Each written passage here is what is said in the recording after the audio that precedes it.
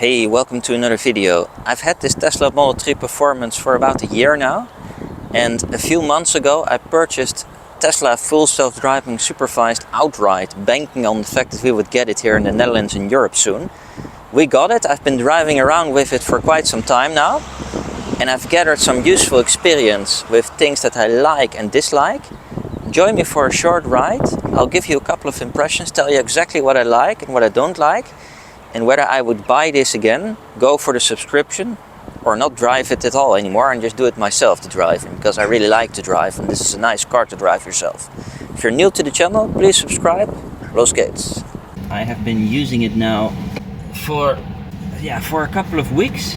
I purchased this as a one-off purchase. I was kind of pressured because I thought, there's a deadline coming and I want to make sure that I do this just on time before it turns into a permanent subscription model.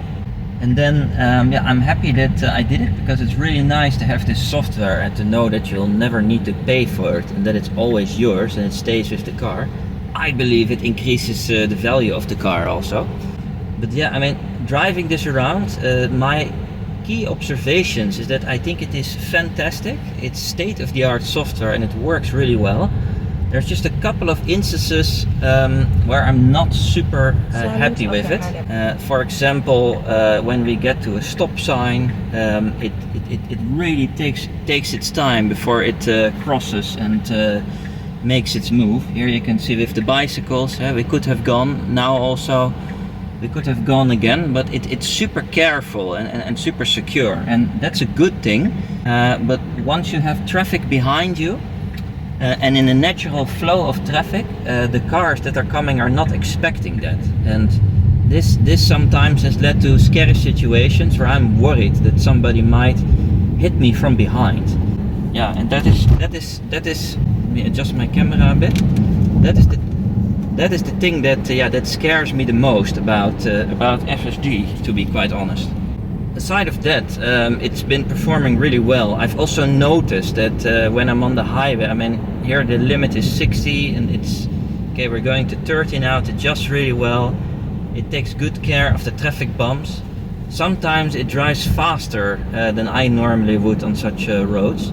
And I've noticed that on the highway, when there's a traffic jam and when the other traffic is standing still, it just likes to still go with a much higher speed past these cars that are standing still on the right, or when they're driving slow. And technically it's allowed, but whether that's smart to do that in such dense traffic, I'm not so sure. And these are some of the things that I don't like so much about FSD.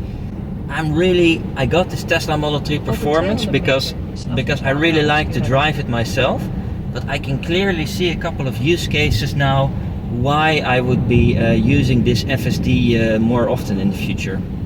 And one of the main reasons is if you have, for example, children and you've had a bad time, you have a young child and you haven't slept well, or in general sometimes you're tired but you still want to drive. Having the ability to turn on FSD in such cases is really absolutely fantastic, because you'll have an extra set of eyes, many more eyes as a matter of fact, and it can see and respond to things faster than you can. So I think it is actually brilliant to have this technology on hand, and that you can use that. I hope it makes sense. So on long road trips or on cases where I'm tired, or just sometimes you just want to sit back and relax a bit, and then having the opportunity to turn it on, I think is absolutely brilliant. The big question is, would I buy this technology again knowing what I know now? Shouldn't I have tried it first and then just go with the subscription? I think I would still buy it, because I really can see this growing and becoming better and more fun and having more features, and it's already so good now and it's just been released. Imagine what it'll be like in a few months from now. And I think it significantly increases the value and the experience with the car. Is all this technology and safety is at your fingertips. I think it's brilliant. So long story short, I would buy it again, but if you don't have the money on hand, or you're in doubt, just rent it for 1 month, especially here in Europe. you can still do this. Just rent it and see whether you like it, and then you can always decide to purchase it later. I wouldn't just rent it once, try it out, and then forget about it, and then just turn it on when you go on a summer vacation. This is something that you need to practice with a little bit. So I really recommend that you at least for 1 full month use this a lot, and that you get used to how the car behaves, and in certain cases, and what it's actually like to drive with the FSD in Europe. Because you don't want to go into a situation where you all of a sudden you want to use it, and you're a bit surprised with what it does and how it reacts. Because then you might think like, it really doesn't drive like I would rather drive myself, and I think it's then just a missed opportunity because it's so cool. Here we're getting to a really big roundabout here, where there are a lot of exits. Okay, our exit is not so complicated, the first exit, but just experience how well it handles these roundabouts. It does it so well. It's so good at it. It just blows my mind how good it is, and that you can just go from one destination to the other. You don't need to do anything, and it parks itself, and then it adjusts to the traffic flow. I had a case where there's an ambulance, and it sees it coming from behind. It makes way for it. It takes into account motorcycles. There's so much it can do, and I really think it's totally worth it to just experience this cool technology and what it's like. But you must practice with it. That's really what I'm trying to say. And I also believe that's going to happen now. Let's see. See, it doesn't wait. It already creeps up a little bit and goes very naturally with the traffic flow. Now we go here to the right. It does it all brilliant. But yeah, especially when you get into the cities, sometimes it says now it changes from 50 kilometers per hour to 30 kilometers per hour. And these are sometimes streets where everybody else is driving 40 or 50, and if then all of a sudden you're driving 30 there, that can lead to a bit of tension and irritation, I would say. So here I really like how it looks behind and scans the area, whether it can make the move. It does it so well. And maybe especially if you're just starting to drive, or you're insecure in a new city where you haven't driven before and it's complicated, just turn on FSD and it'll do it for you. It'll handle through the most dense traffic situations. It'll make decisions. It won't miss any exits. And that's just really nice to know that you always have this virtual co-pilot with you that can take over when you're not feeling well, or if for whatever reason you decide you want to just enjoy this full self-driving feature a little bit. Yeah, it's just brilliant. But I believe that here in Europe, Tesla really wants you to get to know FSD. So if you have it, if you have a hardware for Tesla, and you can try it out, get the subscription immediately, try it out, and try it out for 1 month super intensely.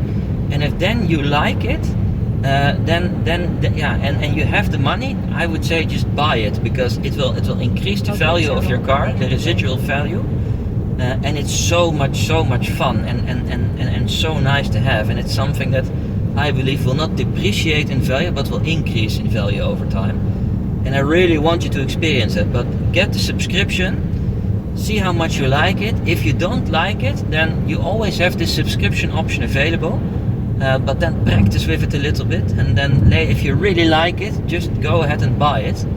I think it's great. And also what it can do now, see, we keep on driving in the middle lane. If I don't like it, it goes to the left even. I could have told it also to go to the right. Now I'm going to tell it to speed up a little bit, because there's people behind me that want to pass. Let's see. I'm telling it to drive 107 km/h max. So you can also adjust this on the go, which is nice in case you want to speed up just a little bit. So we're still in this left lane, and now I want it to go to the middle. Even though it's postponing it, I can just blink and it'll still do it. And see how nice that is. So now it has decided it wants to pass the car again. But these are just a couple of cases, and I know in Europe the software is different in the US. Like, how can I tell it not to constantly go left and right and to change lanes? How can I tell it to stay conservative in the lane? Right now I'm not able to do that. It changes the lanes by itself and it makes these decisions, but I kind of wish in the next update I would be able to keep it in a lane longer, but yeah, for some reason it's not possible yet. Okay, now we're coming up at 90 kilometers per hour here. The traffic is becoming a bit more dense. It hasn't adjusted yet. Now it's slowing down. I think it's because of the car in front of me. That's in general very happy with this traffic flow, but if in future updates I could tell it to change lanes less often, and if it says in the screen, it will say, hey, I'm planning to go to the left. If then there was a way to override it fast, this I would really like to have this option, but I haven't been able to find it yet. I'm not paying attention. If you know how to do this, write me in the comments. But that's definitely something that's on my wish list. So hey, even though now it's 90, I tell it to go 95, a certain percentage, because it's better for the traffic flow. And I don't want to get in situations where people also get irritated with me or start tailgating me more than it's necessary. But in general, I feel very safe and secure with this system. It does feel a bit alien in the beginning. That's why I really think it's worth to practice with it. See, now it sees we need to go 70 and it's adjusting. It doesn't break all of a sudden to 70. No, it stays in the flow of the traffic. And I am very satisfied with how it's handling that. Sometimes it wants to go to the left again. See, but I really don't want to go to the left right now. So, but it has cancelled it, which is good. I wanted to stay in the lane because we're slowing down. But yeah, I guess these will be things that will come in future updates. I think it's all perfectly possible. Now, I hope you found this a useful video to give you a bit of impression how well FSD is working in the Netherlands, and my opinion on will I buy it again or would I go for subscription. It really depends on yourself, but give it a try first, and I think that's always better before you buy something. It's also a lot of money, but you know, like with Tesla, if you make a test ride, you'll probably end up buying the vehicle because it's so good. And I believe with FSD, you'll probably think also like, ah, man, if I can still get my hands on this before it turns into internal subscription and will only get more expensive and I have the money available, let's just do it. Because yeah, this is really, this is the future. And I'm not saying that because I want to drive the car 80% of the time, maybe 90% of the time. But for those other cases, on holidays, on road trips, and when I'm tired, or for whatever reason, if I don't know the route, this is just so brilliant. It's so brilliant. So yeah, that was my video taking you along on a Tesla FSD full self-driving supervised ride here in the Netherlands. I hope you got the right impression, that you get an impression what it looks like, how it behaves, and that it helps you in making a decision whether this is the right technology for you. If you're looking for a Tesla with a nice discount or extra supercharging miles, click on the link in my video description. Write me in the comments if you have any questions, and also what type of videos you would like to see next. I'm looking forward to taking you on more rides with you like this. I have one of these fancy roof mounts now, so I can take more movies in the car as I drive along and share my exciting life with you. I hope you'll have a fantastic weekend, and I'm looking forward to seeing you in my next video. Auf Wiedersehen.